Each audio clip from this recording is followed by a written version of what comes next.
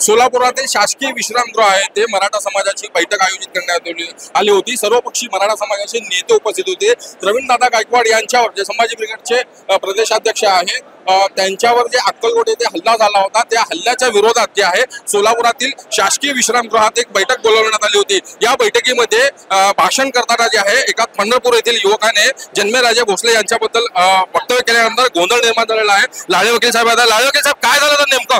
Meeting मध्ये किरकोळ मतभेद झालेले होते। किरकोळ मतभेद समाजात असू शकतात, मनभेद नाहीत। आम्ही पुन्हा समाज म्हणून आणि बहुजन म्हणून सगळेजण एक संध आहोत। एक जीवानं आम्ही प्रवीण दादांवर जो हल्ला झालाय त्याचा विरोध करणार म्हणजे करणार। किरकोळ आहे, 2 मिनिटात पुन्हा मीटिंग सुरू होते, काळजी करण्याचं कारण नाही। वकील साहेब इथं जे आहे त्या पोराने जे आहे जन्मेराजे भोसले यांच्या पोराबद्दल जे विचारणा जाब विचारला होता त्याच्यानंतर हा वाद निर्माण झालेला आहे। जन्मेराजे भोसले यांचा मुलगा ज्या दीपक काटे याच्याबरोबर कानात काहीतरी बोलत होता असं त्यांनी आवाज एक प्रसंग सांगितला होता, त्याच्यावरनं हा वाद निर्माण झालेला आहे। त्यांचं वैयक्तिक मत असू शकतं, नेमका गोंधळ असल्यामुळे काय बोलत होता नेमकं लक्षात आलेलं नाही, पण काळजी करण्याचे कारण नाही। आमची मीटिंग शांततेत होणार आहे। गैरसमज होते ते दूर झालेले। माऊली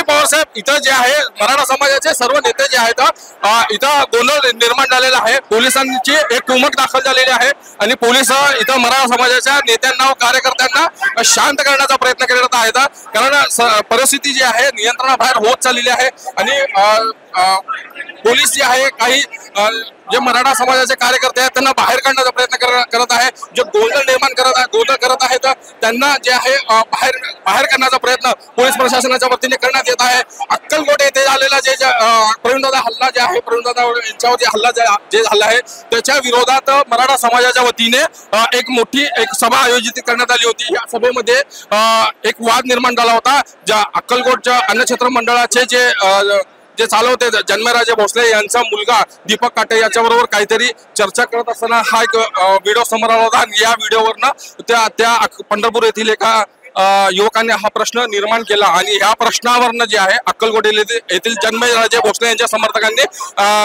त्याला विरोध करत गोंधळ करण्यास सुरुवात केली आणि ह्या बैठकीमध्ये फक्त आणि फक्त गोंधळ सदृश्य परिस्थिती निर्माण झाली होती। कार्यकर्ते एकमेकांना मारहाण करत असतानाचं दृश्य जे आहे इथं समोर आलं होतं आणि पोलिसांनी तात्काळ इथं मोठे कुमक बोलवून जे आहे माऊली पवार साहेब श्याम कदम साहेब काय झालं नेमकं? त्यामुळे थोडं गैरसमज झाल्यामुळे वाद निर्माण झाला, त्यामुळे गैरसमज दूर झालेला आहे। त्यांनी माफी सुद्धा मागितली आहे, त्यामुळे बैठक परत सुरू होणार आहे। जिथं तुम्ही आज ही बैठक बोलवली होती सर्व पक्षाची, तर या बैठकीमध्ये गोंधळ निर्माण झालेला आहे। ते नेमकं जन्मराजे भोसले यांच्या मुलांनी जे आहे त्यांच्या त्या दीपक काटे बरोबर बोलल्या ह्याच्यावरनं वाद निर्माण झाला होता, तर त्याच्यावर काय गैरसमज झालेला होता त्यामुळे दूर झालेला आहे। हम सब